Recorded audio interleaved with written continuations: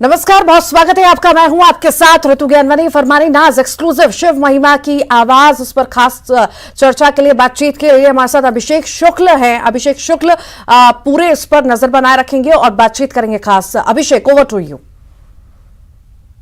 तो हर हर शंभू गाने के बाद सभी ने सुनी, हर हर शंभू गाना सभी ने सुना। अभिलिप्सा पंडा ने इसे गाया, उसके बाद फरमानी नाज ने इसे गाया।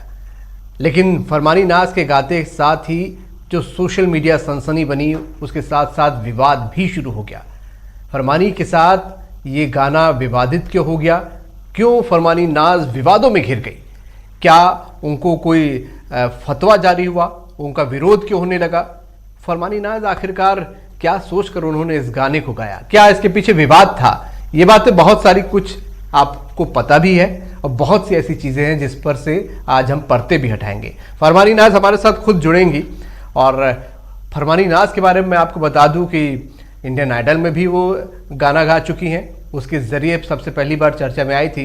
लेकिन जो उनको सबसे बड़ी उपलब्धि है, सबसे ज़्यादा फेम जो मिला, हर हर शंभू गाने के ज़रिए मिला।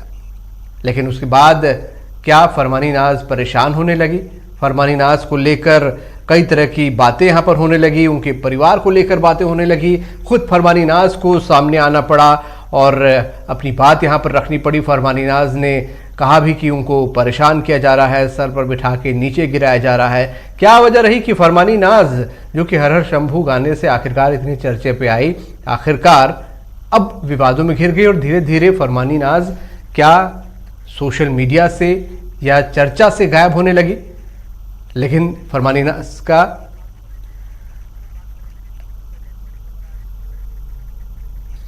फरमानी नाज हमारे साथ जुड़ रही है। हम फरमानी नाज से एक्सक्लूसिव बातचीत करेंगे।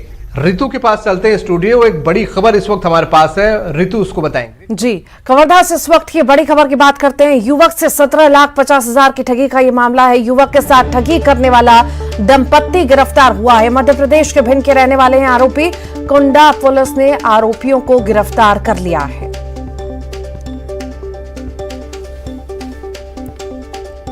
तो इसी बीच बड़ी खबर ये आपको बता रहे हैं कवर्धा से। युवक से 17,50,000 की ठगी का ये पूरा मामला है। युवक के साथ ठगी हुई है। ठगी करने वाला दंपत्ति जो है वो गिरफ्तार हो चुका है। मध्य प्रदेश के भिंड के रहने वाले ये आरोपी सारे बताए जा रहे हैं। कुंडा पुलिस ने आरोपियों को गिरफ्तार कर लिया है।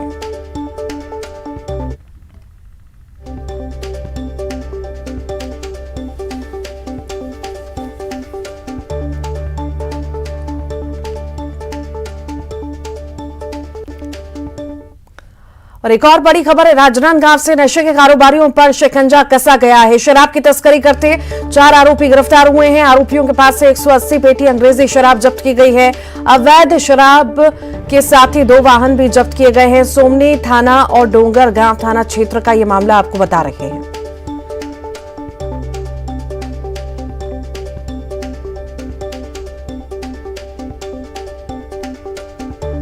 अवैध शराब के साथ 2 वाहन भी जब्त हुए हैं। सोमनी थाना और डोंगरगांव थाना क्षेत्र का ये पूरा मामला आपको बता रहे हैं। शराब की तस्करी करते 4 आरोपी गिरफ्तार किए गए हैं। नशे के कारोबारियों पर शिकंजा कसा गया है, ये बड़ी खबर इस वक्त आपको बता रहे हैं। शराब की तस्करी करते 4 आरोपियों को गिरफ्तार किया गया है। आरोपियों के पास से 180 पेटी अंग्रेजी शराब जब्त की गई है। अवैध शराब के साथ ही 2 वाहन भी जब्त किए गए हैं। सोमनी थाना और डोंगरगांव थाना क्षेत्र का ये मामला आपको बता रहे हैं। शराब की तस्करी करते 4 आरोपी भी गिरफ्तार हुए हैं।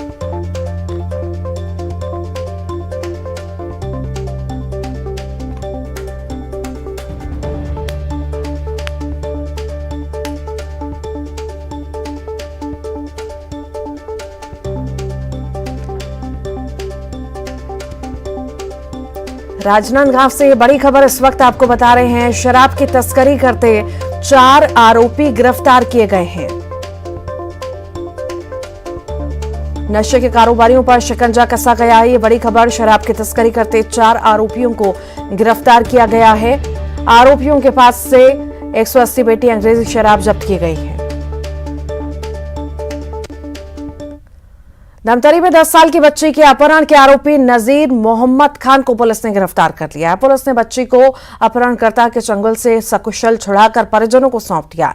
पुलिस ने बताया कि आरोपी नजीर मोहम्मद खान कांकेर जिले का रहने वाला है, जो वेश बदलकर संतोष बाबा बन गया था और बच्ची को बहला फुसलाकर अपने साथ ले गया। बच्ची जब घर नहीं लौटी तब परिजनों ने सिहावा थाने में गुमशुदगी की रिपोर्ट दर्ज करवाई थी। इसी के बाद पुलिस ने तत्परता दिखाते हुए नजीर मोहम्मद खान को भिलाई के उतई चौक से बच्ची के साथ पकड़ लिया।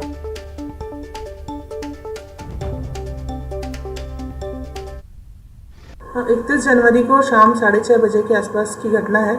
इसमें ग्राम गटला की रहने वाली एक 10 साल की बालिका का अपहरण की घटना सामने आई थी, जिसमें एक बाबा के ऊपर हम लोगों ने संदेह व्यक्त किया था और इसके बाद इसमें मामले में FIR ली गई है और 15 फरवरी को उतई चौक के पास भिलाई में बालिका उस आरोपी के साथ बरामद की गई है।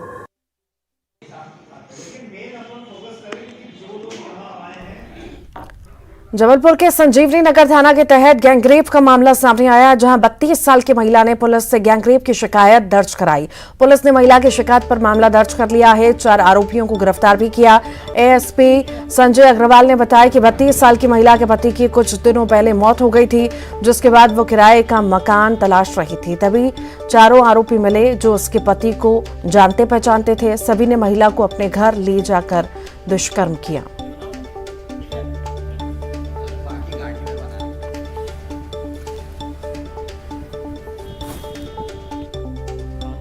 नगर में एक अपराध कायम किया गया है, जिसमें एक पीड़िता के द्वारा इस बात की रिपोर्ट दर्ज कराई है कि वो मकान खोजने के लिए गई थी, उसे मकान नहीं मिल रहा था तो एक के घर में रुक गई। तो वहाँ पर जो उसके पति के दोस्त हैं उसके साथ में थे और उसने उसके साथ ज़बरदस्ती की है और उसके दोस्तों के द्वारा उसमें सहयोग किया गया। तो इन सभी को आरोपी बनाया गया है और जो है इसमें पूरी तत्परता से विवेचना करके आरोपी गिरफ्तार कर लिए जाएंगे। इसमें जो है गैंग रेप की धाराएं हैं 354 है, 376 है। रायपुर से बड़ी खबर की बात करेंगे। सीएम भूपेश बघेल का बयान आया है। विश्व हिंदू परिषद की पदयात्रा पर बयान दिया। छत्तीसगढ़ में बीजेपी के सभी हथियार फेल हो चुके हैं। बीजेपी का आखिरी हथियार धर्म हिंदू राष्ट्र बनाना चाहते हैं तो केंद्र सरकार है, वहां जाकर धरना दे। बीजेपी को नाटक नौटंकी करने की क्या जरूरत है?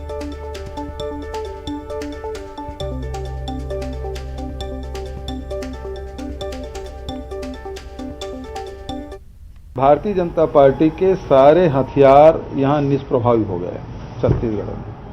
तो आखिरी हथियार है वो धर्म को लेकर।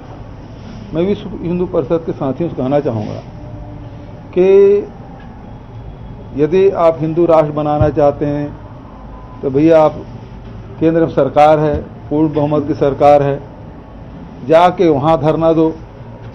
सात कल्याण मार्ग में, लोक कल्याण मार्ग में आप ही के नेता हैं, हमारे प्रधानमंत्री हैं, आपके तो नेता हैं, है ना। वहाँ जाकर कर लो। ये नाटक नौटंकी करने की क्या जरूरत है? और जहाँ तक साधु संतों की बात है तो हम बड़ा सम्मान करते हैं साधु संतों का, पूरा सम्मान। और जहाँ तक के हमारी छत्तीसगढ़ की संस्कृति की बात है तो हम राम वनगमन पर्यटन परिपथ बनाए हैं, कृष्ण कुंज भी बना रहे हैं और साथ ही गोधन न्याय योजना भी संचालित कर रहे हैं। साधु संतों से कहूँगा कि भाई भगवान राम 2200 किलोमीटर छत्तीसगढ़ में यात्रा किए हैं, उसी की यात्रा कर लें तो एक नई परंपरा शुरुआत हो जाएगी। कोरिया जिले से शुरू करें, सीतामढ़ी जहाँ से सीता जी की चौका है वहाँ से शुरू करिए, रामाराम तक जाइए तो एक नई परिपाटी शुरू हो जाएगी। हम पूरी व्यवस्था भी करेंगे, पूरा सम्मान तो अभी भी है, लेकिन यदि उस रास्ते से चलते हैं तो हम पूरी व्यवस्था भी कर देंगे।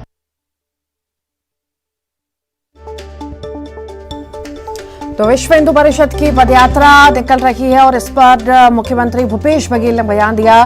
कहा कि बीजेपी के सभी हथियार जो हैं छत्तीसगढ़ में फेल हैं। बीजेपी का आखिरी हथियार धर्म हिंदू राष्ट्र बनाना है, वो ये चाहते हैं तो केंद्र सरकार है, वहां जाकर धरना दे। बीजेपी को नाटक नौटंकी करने की क्या आखिर जरूरत है?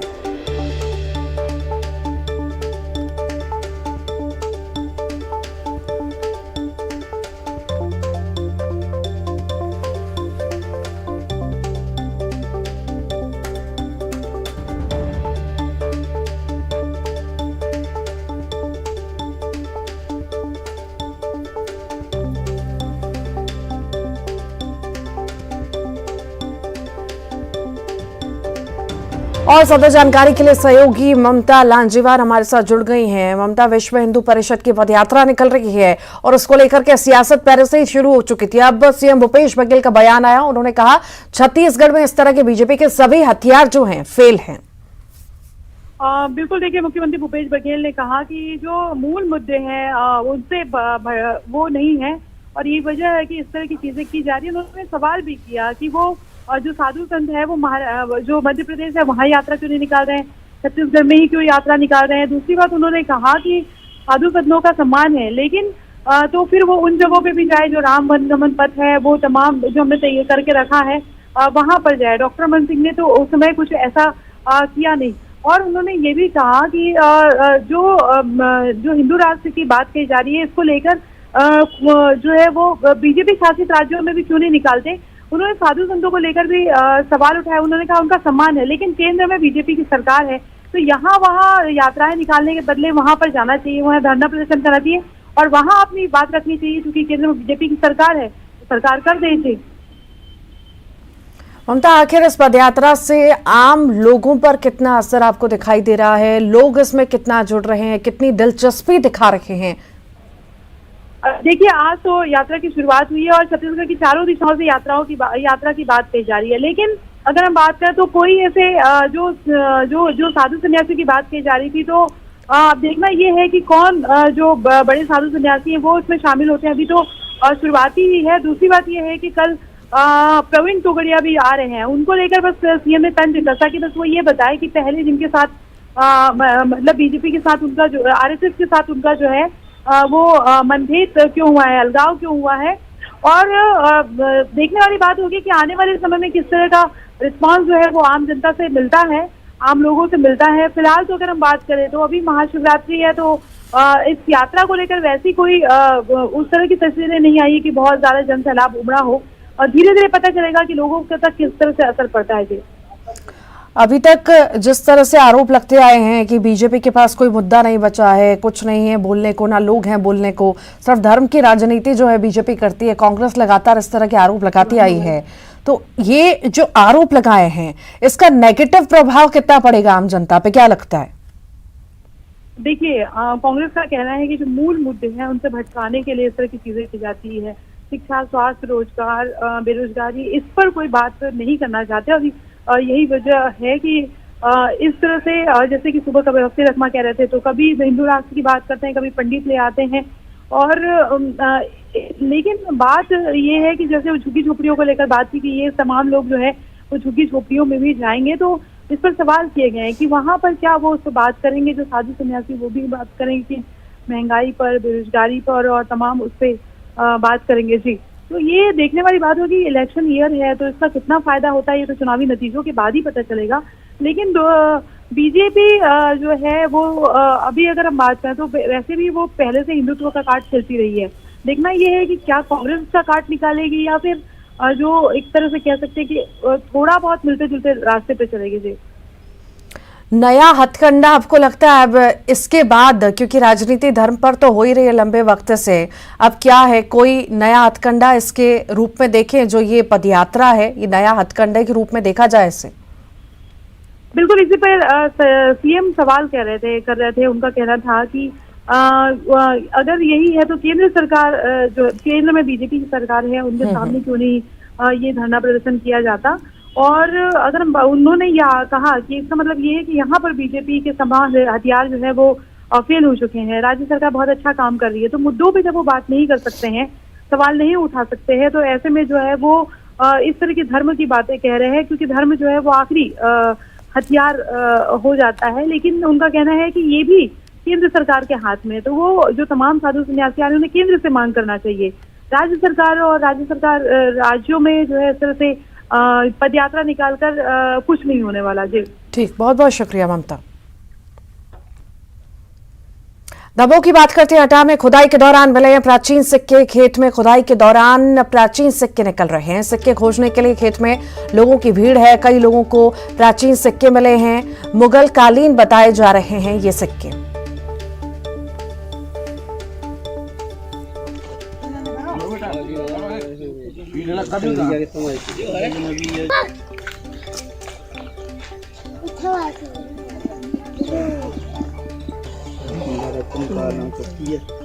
ये मटक गया है मैंने गिरे। तो खेत में खुदाई के दौरान सिक्के मिले हैं। सिक्के खोजने के लिए खेत में लोगों की भीड़ जो है उमड़ पड़ी। कई लोगों को प्राचीन सिक्के मिले हैं। मुगल कालीन ये सिक्के बताए जा रहे हैं।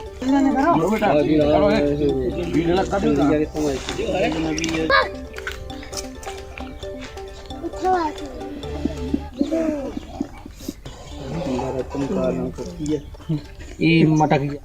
सीहोर की बात करते हैं। कुबेरेश्वर धाम लौट रहे श्रद्धालुओं के साथ हादसा हुआ है। ऑटो ने टक्कर मारी। 5 लोग जख्मी बताए जा रहे हैं। घायलों में 4 महिला 1 पुरुष शामिल है। जिला अस्पताल में इलाज चल रहा है। एक महिला श्रद्धालु की हालत बहुत गंभीर बताई जा रही है। गंभीर घायल को भोपाल रेफर किया गया है। कुबेरेश्वर धाम के पास यह हादसे की तस्वीरें और खबर मिल रही है।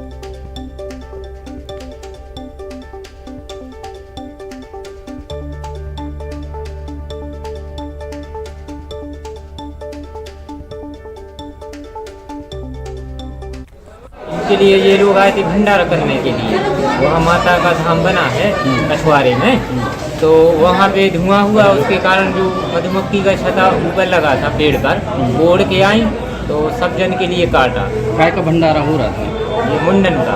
किसका? बच्चे का। क्या हो गया है? मछुआना का जो कहाँ पे? पटियाली के तो माता हैं।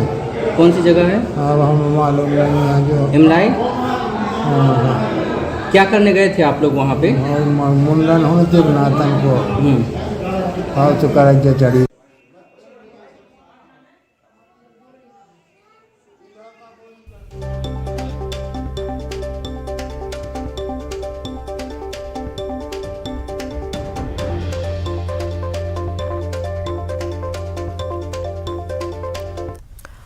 और इसी के साथ ही यहाँ रुक रहे हैं एक छोटे से ब्रेक के लिए।